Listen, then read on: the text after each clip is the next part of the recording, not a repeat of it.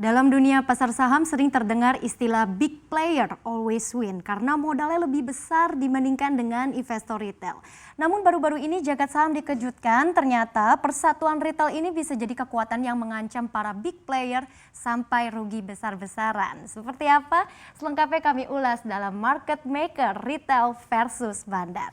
Ini dia saham GameStop yang lagi geger di media sosial gara-gara naik gila-gilaan tanpa ada alasan yang jelas. Apa sih itu perusahaan GameStop? Jadi GameStop adalah perusahaan perlengkapan game yang jualannya ini di outlet fisik. Nah, perusahaan ini sebenarnya sedang kesusahan akibat pandemi. Lalu apa sih yang membuat sahamnya ini bullish? Nah, semua berawal ketika forum saham investor retail yaitu Wall Street Bets yang berjumlah 5 juta member di Reddit tidak senang karena menganggap para hedge fund selama ini membuli perusahaan kecil seperti GameStop. Jadi para hedge fund raksasa ini melakukan posisi jual kosong alias short sell di saham-saham seperti GameStop. Nah, apa sih sebenarnya short sell itu dan kenapa perusahaan yang sedang kesulitan ini jadi incaran? Jadi short sell adalah transaksi di mana investor menjual saham tanpa memiliki sahamnya dulu atau bisa dibilang dipinjam dari sekuritas buat nanti dijual. Nah, investor ini ngarepnya ketika saham perusahaannya ini nantinya anjlok, si investor bisa beli lagi di harga murah. Setelah itu saham yang tadinya dipinjam dibalikin lagi ke sekuritas, dengan begitu ada selisih keuntungan kan? Jadinya si investor itu cuan. Tapi kelakuan short sell para hedge fund ini sempat membuat harga saham GameStop ini ambruk ke level terendahnya di $2,57 pada April 2020. Perusahaan tersebut jadinya terpaksa melakukan buyback untuk menjaga harga dan tidak terkoreksi lebih dalam. Tapi dari buyback itu total saham yang dijual kosong jadi makin banyak yang beredar ya, dari yang beredar. Sampai rasionya ini lebih dari 140%.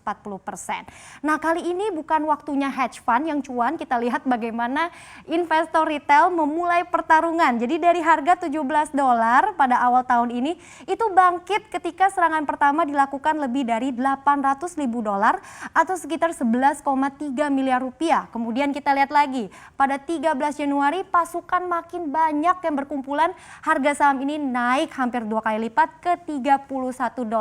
Nah, pada posisi ini sebenarnya hedge fund sudah mulai panik ya, kebingungan kok harganya naik drastis dan posisi short pun juga harus ditutup.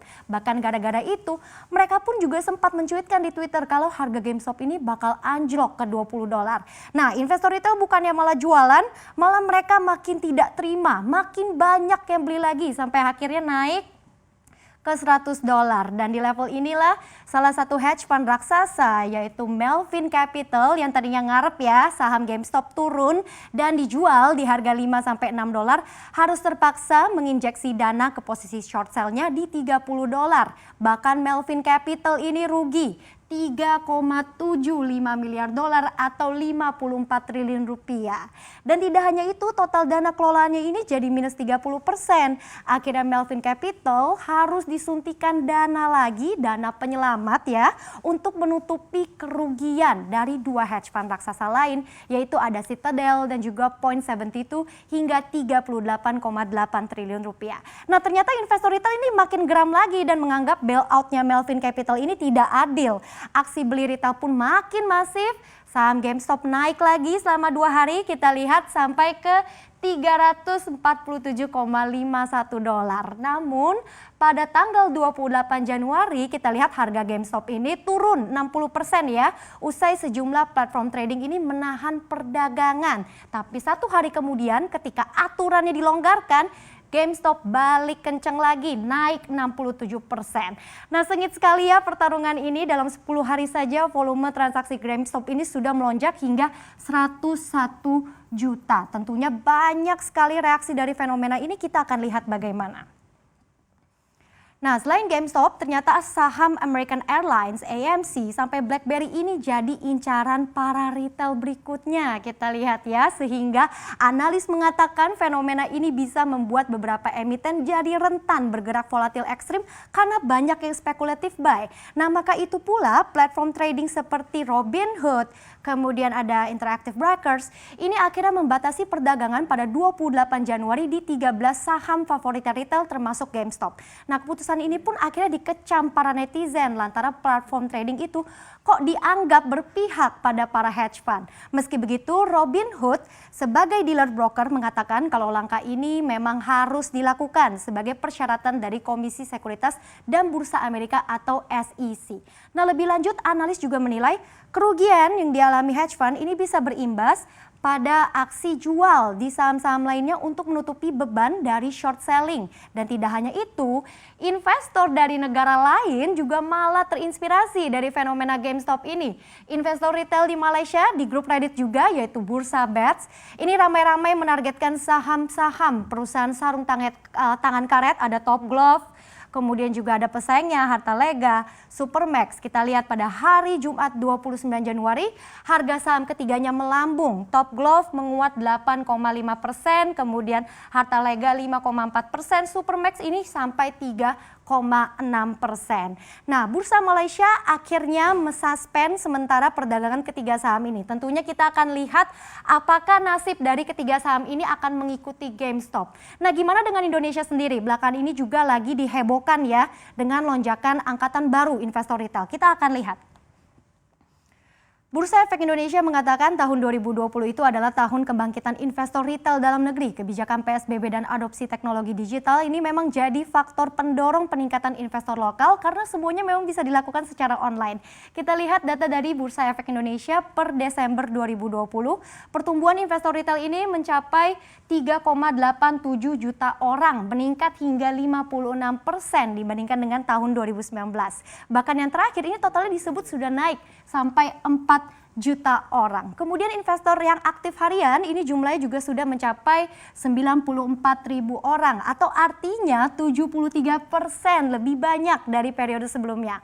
Lalu dominasi kepemilikan investor domestik ini juga terbesar sepanjang sejarah, 50,44% saat ini. Dan lanjut masih ada lagi ya, nilai transaksi harian dari Januari sampai November 2020 kita lihat porsi retail domestik ada 45,69% dengan total rata-rata harian ini mencapai 8,42 triliun rupiah.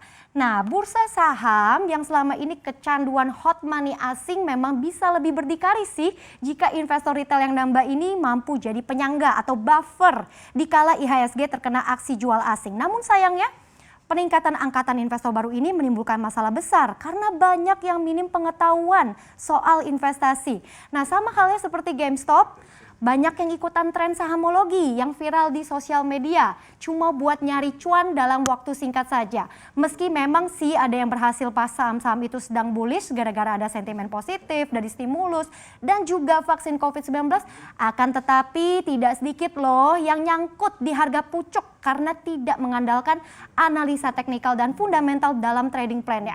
Bahkan yang lebih miris lagi, yang udah cuan ya, malah semakin menjadi-jadi dan menggunakan fasilitas margin. Ibaratnya gini, uang udah nggak ada malah minjem ke sekuritas buat beli saham dan pengen untung. Padahal kan ada aturannya, paling lama adalah 4 hari setelah transaksi saham sampai sekuritas akan menjual paksa alias for sale. Nah, akibatnya apa? Ketika banyak kejadian yang kena for sale, puluhan saham pun langsung kompak terjun kena auto reject bawah. Dan syukurnya saat ini di bursa kita masih ada batas ARB 7% dan ARA itu 25%. Coba bayangkan nih kalau ARB-nya kayak dulu gimana?